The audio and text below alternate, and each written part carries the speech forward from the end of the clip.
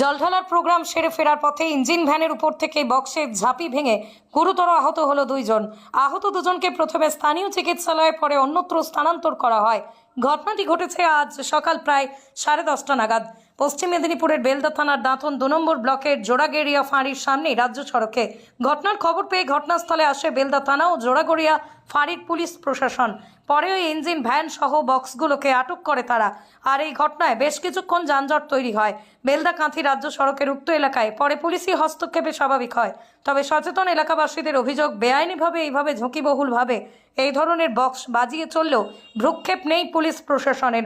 তার প্রমাণ আজ খোদ বেলদা থানার জোড়াগড়িয়া ফাঁড়ি এবং দাঁতন 2 নম্বর প্রশাসনিক ভবনের সামনে ঘটে যাওয়া এই ঘটনা থেকেই প্রমাণ পাওয়া যায়।